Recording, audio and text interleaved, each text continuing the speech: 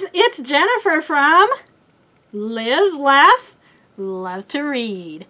Today I am doing a book review on Lisa Jackson's new book, You Betrayed Me.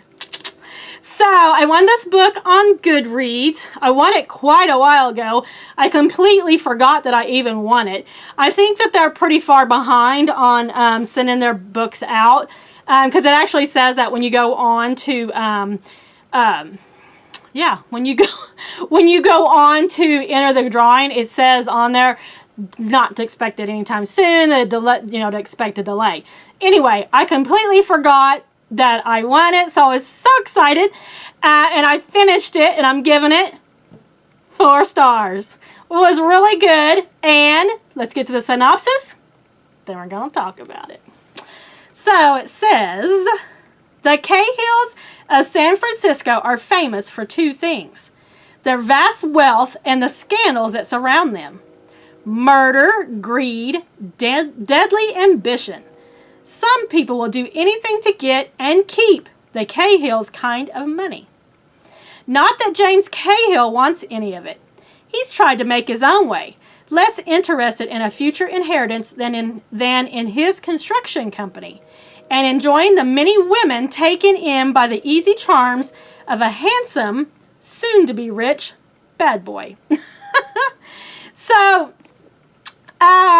James Cahill is one of our main guys, and then we have Megan, and then we have her sister Rebecca. Now, James actually owns a hotel/inn, and he also owns a Christmas tree farm that's on the same property, and then he makes tiny houses, which was pretty cool. Says, perhaps there's been too many women. Waking up in a small hospital in Washington State, bandaged and bruised, James barely recognizes the gorgeous blonde who comes to visit. Through the haze of pain and medication, he recalls that she is Sophia, the woman he's been cheating with. Gradually, memories return. His girlfriend, Megan, had found out about Sophia. Now, Megan is missing.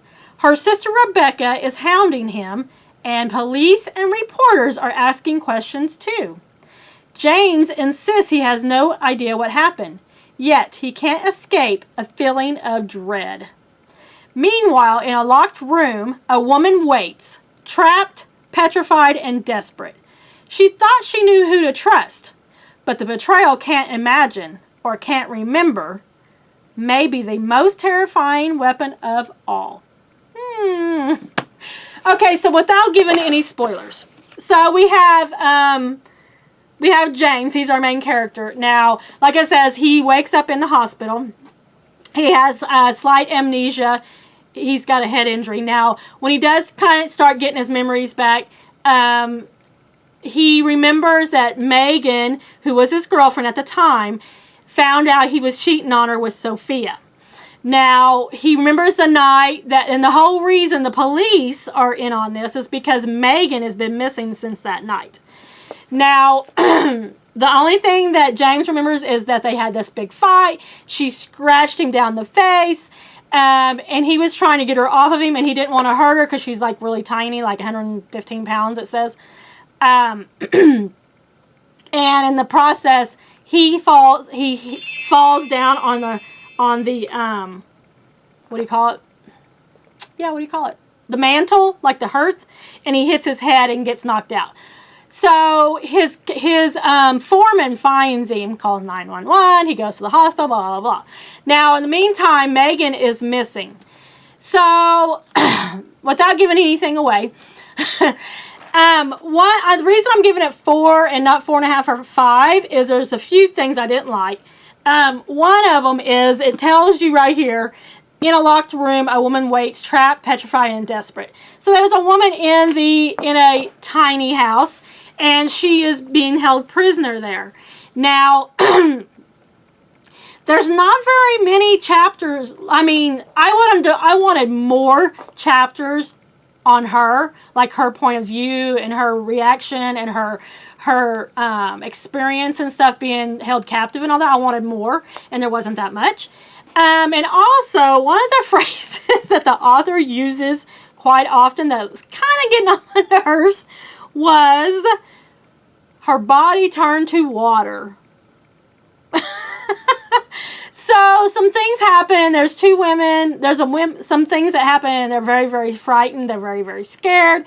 And the phrase, their body turns to water. I'm like, what? Does that mean like liquid? Like they're so scared that it just was weird. It bugged me. It's not a main deal. It's not a deal breaker. I'm still giving it 4 stars. But that little phrase for some reason bothered me. I don't know why. Anyway, like I said, I wanted more of the woman in the tiny house in the cabin. It does tell one part where she breaks a what do you call it? It's like a fast food.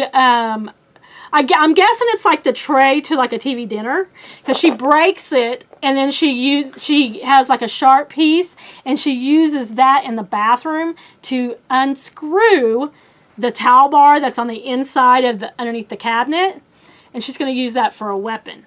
So I like that part and I wanted more of that. But anyhow, I don't want to give anything away. So but yeah, so James is our main guy, and he is what Megan calls a man whore.